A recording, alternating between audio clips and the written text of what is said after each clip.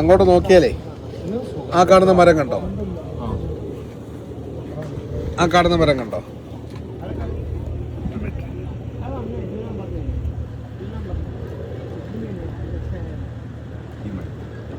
ഈ കാണുന്ന കെട്ട് കണ്ട ഇങ്ങനെ, അത് ചതുരത്തിലെ കെട്ടാത്. അതിനുള്ളിലാണ് 13 സഹാബത്തിന്റെ കബർ വരുന്നത്. അതിനുള്ളിൽ അതെ. ആ കാണുന്ന കെട്ട് കണ്ടോ? മരത്തിനോട് ഇതുണ്ടോ ഈ കാണുന്ന നീളത്തിലുള്ള 13 ആൾക്കാർ. ഇത് കണ്ടോ? ഇതിങ്ങനെ 4 കെട്ടാത്. അത് ഒരു ഭിത്തി നമ്മളീ കാണുന്നത്.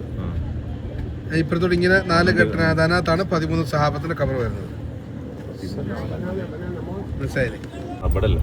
Umair bin Abi Waqqas, Safwan bin Wahb, Dhushshimalain bin Abdul Amr, Mahja bin Salih, Aqib bin Bukair, Ubaid bin Harith, Saad bin Khaithama, Mubashshir bin Abdul Mundhir, Haritha bin Suraqa, Rafi bin Mualla, Umair bin Hammam, Yazid bin Harith, Mibad bin Harith, Auf bin Harith റളിയല്ലാഹു അൻഹും അജ്മഈൻ.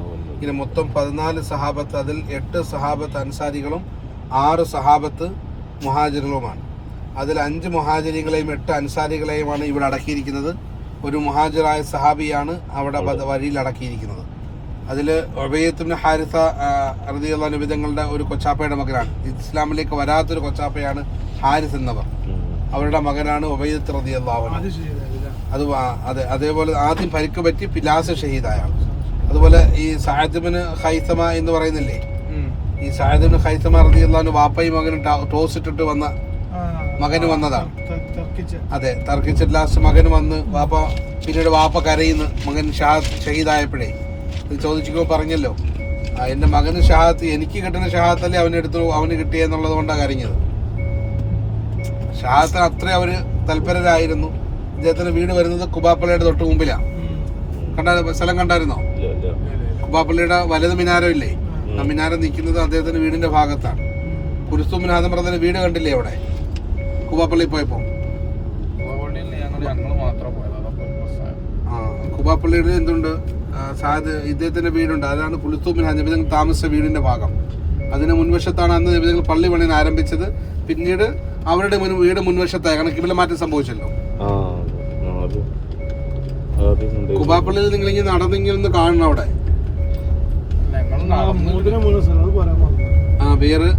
Beer ഖാത്തം, beer Ares. മോതിരം വീണ മാത്രമല്ല, നബി തങ്ങൾ സല്ലല്ലാഹു അലൈഹി വസല്ലം തങ്ങള് 3 പേരോടും നിങ്ങൾ സ്വർഗവാസികളാണെന്ന് സന്തോഷ വാർത്ത അറിയിച്ചത് മാക്കണ്ണന്റെ ഭാഗത്തു നിന്നാണ്. 2 റിവായത്തുകളുണ്ട്. ഒന്ന് ഡയറക്റ്റ് പറയുന്നതായിട്ടുണ്ട്. രണ്ടാമത്തത് അബൂ മുസ അശ്ശരി റളിയല്ലാഹു അൻഹുവിനോട് തങ്ങൾ അനുവാദം കൊടുക്കാൻ വേണ്ടി പറയുന്ന റിവായത്തുണ്ട്. അതിനപ്പുറത്താണ് ബുസ്താൽ മുസ്തദിൽ നബി തങ്ങളെ സ്വീകരിച്ച സ്ഥലം, തറയിലിട്ട സ്ഥലം. ആ ഇരുന്ന കിണർ, ഞങ്ങൾ അന്ന് ഉപയോഗിച്ച ബിയർ ആദക്ക് എന്നറിയപ്പെടുന്ന കിണർ, ഇതൊക്കെ ആ ഭാഗത്താണ് വരുന്നത്. ശരിക്കും യുദ്ധം നടക്കുക എന്ന് പറഞ്ഞത് ശരിക്കും ഏതാ യുദ്ധം നടന്നു എന്ന് പറഞ്ഞ സ്ഥലം? അതെ, ഇത് നടന്നു എന്ന് പറയുന്ന സ്ഥലമാണ് ഇപ്പൊ നമ്മൾ വന്നിരിക്കുന്നത്.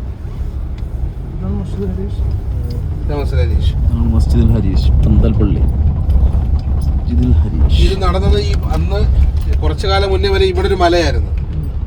ഇപ്പൊ ഇടിച്ചു നിർത്തിയേക്കുന്നുണ്ടോ? ഇവിടെ മലയും പഴയ വീടുകളുമായിരുന്നു. ഇതിന്റെ താഴ്വരയിലാണ് ഇത് നടന്നത്. മനസ്സിലാകുന്നുണ്ടോ? കണ്ടോ?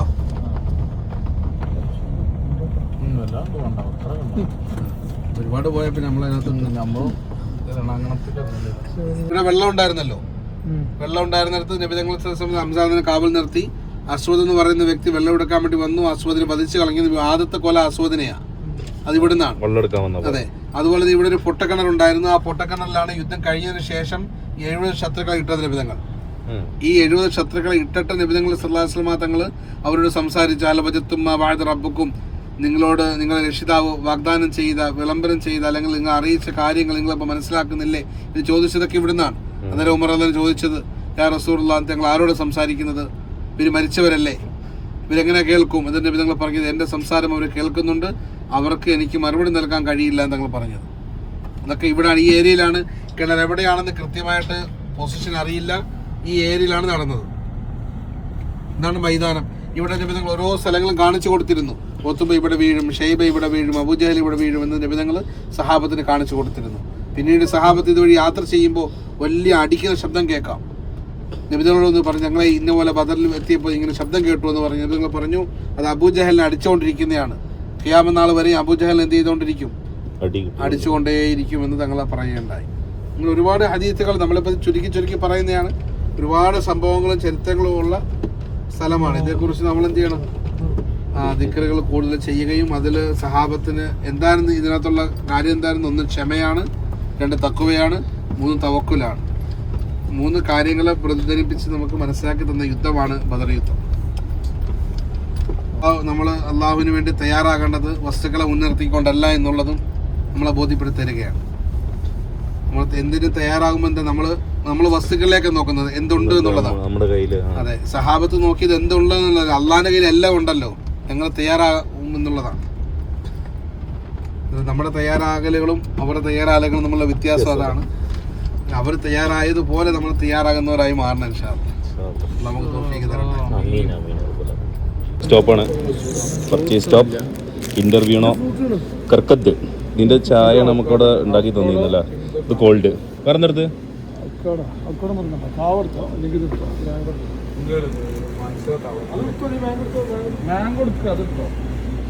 Fully purchase.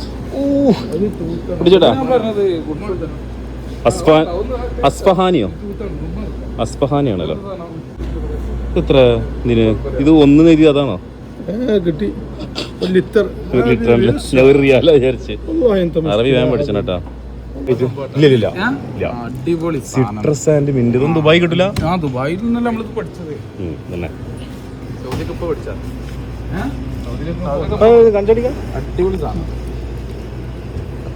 നാട്ടിലൊരാത്ത് അതെന്താണ്? ആക്ടീവിയ ഫ്രഷ് ലെമൺ ഗട്ട് ഹെൽത്തിന് നൗഷാദ് ബൈക്ക്. ഒമാൻ ചിപ്സ് എന്റേതാ. Oh yeah baby. Peach ice tea. അടുത്ത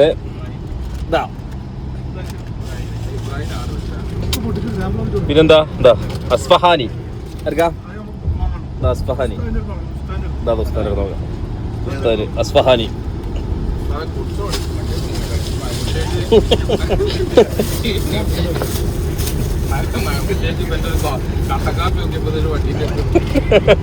കർക്കത്ത് കോൾഡ്. കർക്കത്തി ദ കിൻസ പൊമഗ്രനേറ്റ്. ഇത് ഇവിടെ തന്നെ നോട്ടെ. Kinder Bueno. ഇതും ഇവിടെ നോട്ടെ. ചിലതൊന്നും ബാക്ക് തരില്ല കേട്ടോ. സാൻഡ്വിച്ച് സൗദിയന്റെ. Sprite, citrus and mint. ഇതൊക്കെ ഇവിടെ തന്നെ കേട്ടാ. ഗ്ലാസ് വേണമെങ്കിൽ എടുത്തോളി. ഇതാ നിങ്ങൾക്കുള്ള. ഓ മാംഗോ ഒന്നല്ല, ഞാൻ കുടിച്ചിട്ടുണ്ടപ്പോ അയാൾ സ്നാങ് കൊണ്ട് എടുത്തതാണ്. ഓയ്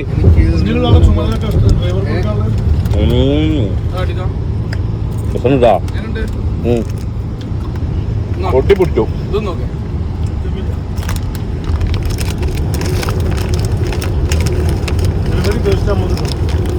എന്ത് ചിപ്സോ? ഇത് ടേസ്റ്റില്ല.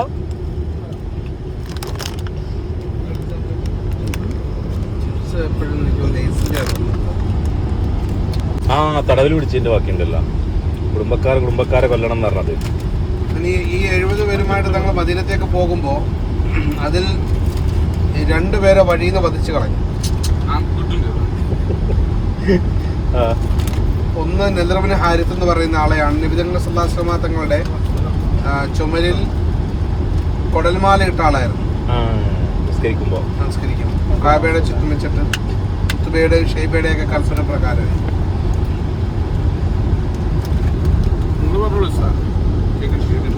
ബാക്കിയുള്ള 68 പേരെ മദീനത്തെ കൊണ്ടുവന്നു ബന്ധനസ്ഥരാക്കി അവരിട്ടിരിക്കുകയാണ്. നബി തങ്ങൾ സല്ലല്ലാഹു അലൈഹി വസല്ലം തങ്ങൾക്ക് രാത്രി സഹാബത്ത് നോക്കുമ്പോൾ വലിയ വെപ്രാളവും പരവേഷവും കണ്ട് സഹാബത്ത് ചോദിച്ചു, എന്താ തങ്ങളെ ഞങ്ങൾക്ക് ഇത്ര വെപ്രാളം എന്താണ്? തങ്ങൾ പറഞ്ഞു, അനീനൽ അബ്ബാസിന് നിരക്കെ ഞാൻ കേൾക്കുന്നുണ്ട്. അബ്ബാസ് അബുലാസ് റബിയൊക്കെ തടവിൽ പിടിക്കപ്പെട്ടിരിക്കുക.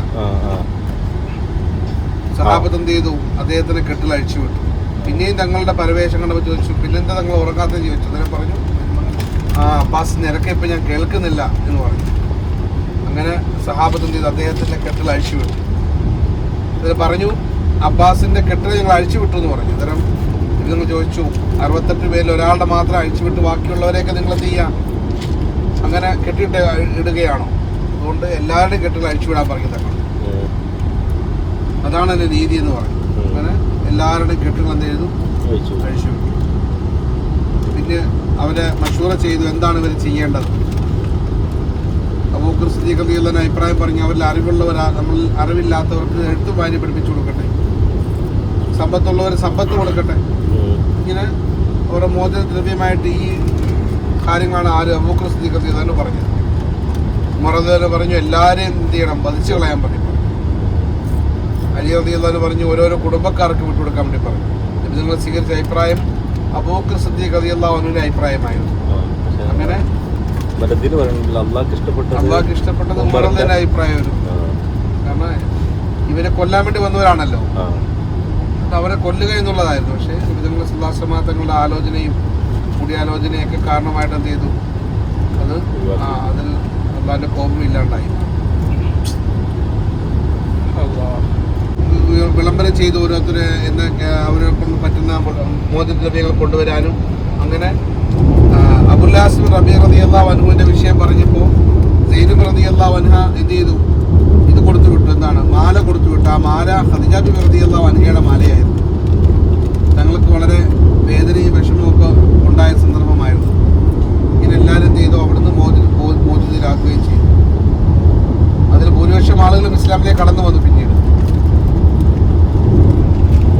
അങ്ങനെ ബദർ പൂർണ്ണമായ ബദർ എന്തായി, ബദർ കുബ്ര വിജയകരമായിട്ട് അവസാനിച്ചു. ഇതിൽ അവർക്ക് മുറിവേറ്റപ്പോൾ, അവരിൽ 70 പേരെ കൊല ചെയ്യപ്പെട്ടപ്പോൾ അവരവിടെ നിന്ന് എടുത്ത പ്രതിജ്ഞയാണ് വരും വർഷം ഇൻഷാ അല്ലാഹ് നമുക്ക് കാണാമെന്ന്. ആ പ്രതിജ്ഞയുടെ പൂർത്തീകരണമാണ് ഉഹദിലേക്ക് അവർ പടയെടുത്ത് വന്നത്. തോറ്റുപോയി എന്ന് പറയാൻ കഴിയില്ല, മറ്റൊരു തോറ്റുപോയതിന്റെ പ്രതികാരം തീർക്കാൻ വേണ്ടി. കാരണം ഇസ്ലാം ബദർ യുദ്ധത്തിൽ, ഉഹദ് യുദ്ധത്തില് തോൽവി എന്ന് പറയാൻ പറ്റില്ല, നഷ്ടം സംഭവിച്ചു. നമ്മളെ ചങ്കുകൾക്ക് എന്താ പറയാ, ഡെഡിക്കേറ്റ് ചെയ്യാം. റോഡൊക്കെ മാറിട്ടാ, മരുഭൂമി റോഡായി, വിച്ഛിന്നമായ പാത. ആരെ കഞ്ചി കിട്ടുന്നത് ഇവിടെ അറിയില്ലേ ഞങ്ങളിവിടെ.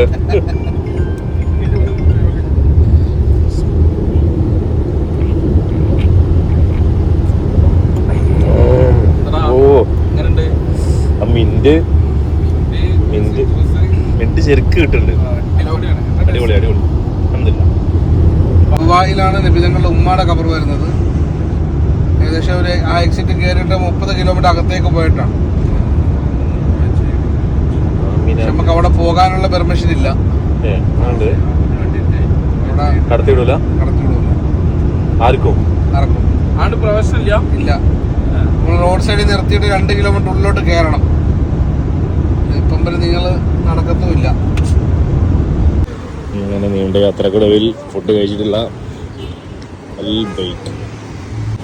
അൽബൈക്ക് ഫിഷ് സാൻഡ്വിച്ച് ചേട്ടാ, ഫിഷ് സാൻഡ്വിച്ച് അല്ല ഒരാള് അൽബൈക്ക് ഫിഷ് സാൻഡ്വിച്ച് ആണ്. രസമൊന്നുമില്ല, ഭയങ്കര ടൈമിംഗ് ആയി പോയി. ടൈം ഓർഡർ ചെയ്തവര് ഇത് ഓരോ സാധനം ഇങ്ങനെ കവർന്ന് വരുന്നുണ്ടോ.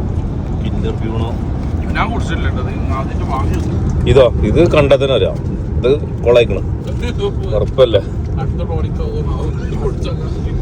ഏക്കറിന്റെ കാര്യമാണ്.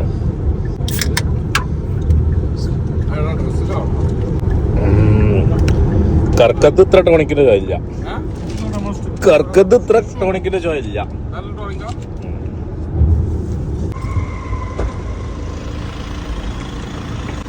അഹ്ലൻ വസഹ്ലൻ തരുന്നില്ല.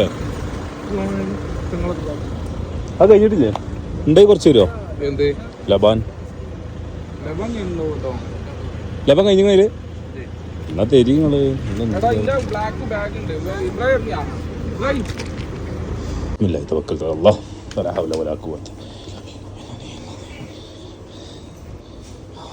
ഹജി ഷു അഖ്ബാർക്ക് അല്ല, 1ാം നില ആയതുകൊണ്ട് നിങ്ങളങ്ങനെ പറയല്ലേ. ഞാൻ ഇന്നൊക്കെ പ്രിപ്പറേഷൻ ചെയ്തല്ലോ, എനിക്കറിയാലോ നിങ്ങൾ നാളെ പോടാന്നുള്ളത്. 2 മണിക്കൂർ ഉറങ്ങി. അല്ല ഐ പി എല്ലിന്റെ പാസ്വേഡ് വെച്ചല്ലേ?